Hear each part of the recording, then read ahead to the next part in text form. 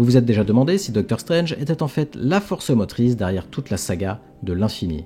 Et si ce sorcier suprême, qu'on prend pour un gentil gardien de la Terre, avait carrément orchestré le snap de Thanos, tout ça pour éliminer certaines menaces qu'il jugeait trop dangereuses. Ça semble dingue, non? Mais cette théorie va vous surprendre. Elle prétend que Strange voulait se débarrasser en un seul grand plan d'à la fois Thanos, Tony Stark, Vision, Hulk et Thor, et même des pierres d'infinité.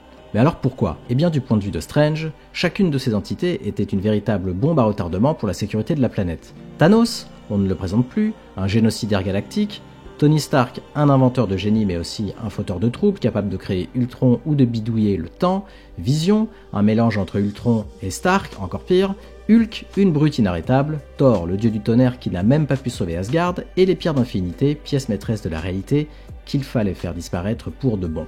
Salut à tous et bienvenue sur House of Marvel pour une nouvelle vidéo. Aujourd'hui on va plonger dans les détails de cette théorie incroyable. Vous allez voir, ça va du simple indice, comme la façon dont Strange interagit avec Thor dans Ragnarok, à des plans carrément machiavéliques, comment il aurait manipulé Tony pour qu'il se sacrifie. On va tout décortiquer et je vous garantis que vous ne regarderez plus Doctor Strange de la même manière. Préparez le café, installez-vous bien confortablement, je suis Julien et vous êtes sur House of Marvel. Alors, qu'est-ce qui pousse Strange à éliminer Thanos, Stark, Vision, Hulk, Thor et les pierres? Thanos, c'est le grand méchant ultime, l'empereur fou, qui veut équilibrer l'univers en zigouillant la moitié de tout ce qui bouge. Même sans les pierres, il reste un danger astronomique. Strange, gardien de la Terre, ne peut pas laisser un taré pareil en liberté. Tony, lui, est un héros, certes, mais il crée autant de problèmes qu'il en résout. Rappelez-vous Ultron, né de l'esprit de Stark et Banner, et au moment d'Endgame, il bricole le voyage dans le temps, ce qui pourrait causer des dégâts irréversibles dans le passé et le futur. Pour Strange, mieux vaut neutraliser Stark aussi, avant qu'il ne fasse une bêtise monumentale. Vision, c'est l'amalgame de l'esprit d'Ultron, des idées de Tony et d'une pierre d'infinité, une machine vivante hyper puissante capable de gros dégâts si elle brille. Pour Strange, c'est comme garder une bombe nucléaire dans son salon. Hulk est incontrôlable, on le sait, et maintenant qu'il est devenu intelligent, avec sa forme Smart Hulk, il allie la force brute à la réflexion. Strange peut se dire, ça c'est une catastrophe en puissance.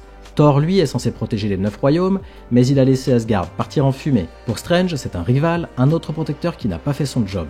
S'il ne s'occupe pas de son peuple, pourquoi ferions-nous confiance à ce dieu pour veiller sur la Terre? Et concernant les pierres d'infinité, elles sont la clé de la réalité. Tant qu'elles existent, quelqu'un peut s'en emparer et tout chambouler. Le boulot de Strange est de garder l'univers stable, détruire ou faire disparaître les pierres, c'est la solution ultime pour éviter un nouveau carnage. On pourrait se dire, c'est quand même extrême de vouloir liquider tout ce beau monde, mais regardons comment Strange se comporte dès Ragnarok. Tout d'abord, il ridiculise Thor et Loki. Il neutralise Loki en une seconde, fait valser Thor d'une pièce à l'autre, lui arrache les cheveux, alors qu'il vient de lui dire non.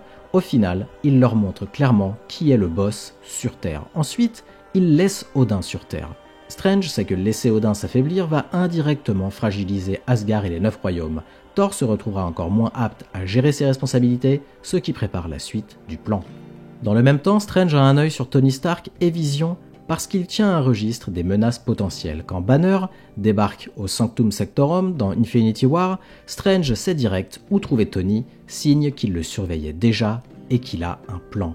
Mais Strange a un autre plan machiavélique, orchestrer la victoire de Thanos. Ça paraît fou, mais on peut penser que Strange a voulu que Thanos complète le gant de l'infini.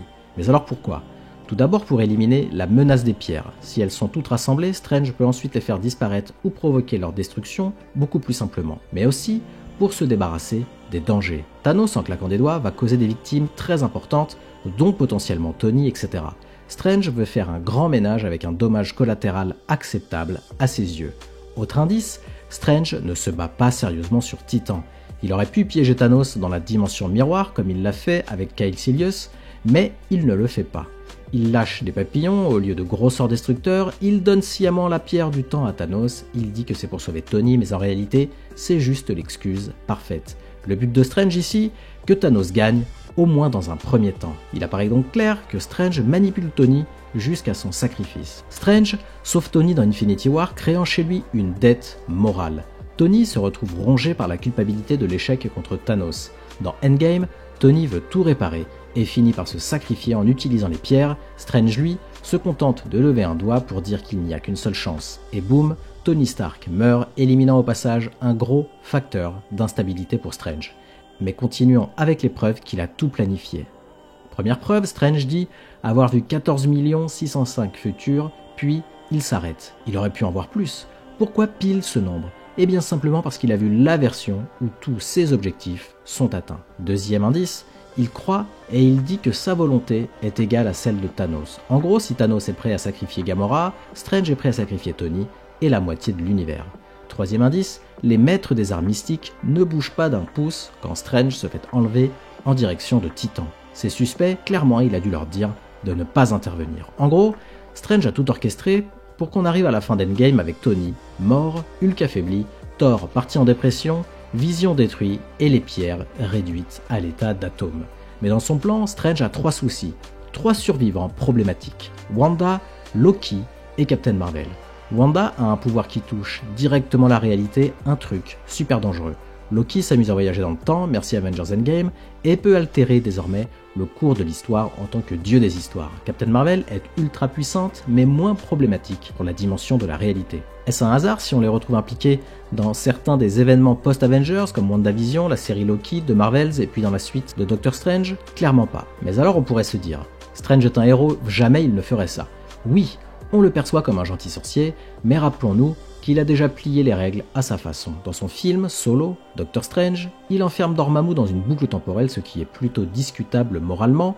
Il manipule aussi Peter Parker dans Spider-Man No Way Home. Il est clairement prêt à prendre des mesures extrêmes pour protéger la réalité, quitte à jouer avec la vie des autres. Deuxième question, à quoi bon sauver Tony pour le tuer ensuite? Le fait de sauver Tony à un moment ne veut pas dire qu'il veut qu'il vive heureux et prospère. C'était sans doute une étape pour qu'il se sacrifie plus tard. Strange avait besoin de Tony vivant pour son plan final, s'emparer des pierres et se griller lui-même en les utilisant. Autre question, pourquoi Strange aurait laissé Thanos détruire la moitié de l'univers? La théorie dit qu'il juge ses pertes acceptables pour accomplir son but, supprimer Thanos et les autres menaces une bonne fois pour toutes. On parle d'un personnage qui se voit comme le protecteur de la réalité, pas forcément de chaque vie humaine.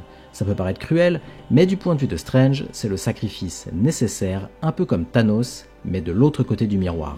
Autre question, les pierres auraient pu être gardées en sécurité, sauf que Strange sait que tant qu'elles existent, quelqu'un finira par les utiliser. Les garder, c'est prendre le risque qu'un autre fou débarque, un nouveau Thanos, un autre conquérant, etc. Les détruire est plus sûr. Autre question, Strange n'a pas été snappé, pourtant on le voit bien.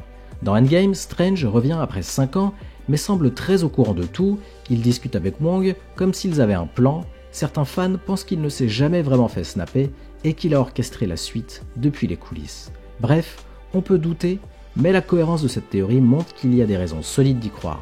Alors, êtes-vous convaincu ou est-ce que vous trouvez que c'est complètement tiré par les cheveux? Cette théorie nous montre un Doctor Strange bien plus sombre que ce qu'on a l'habitude de voir.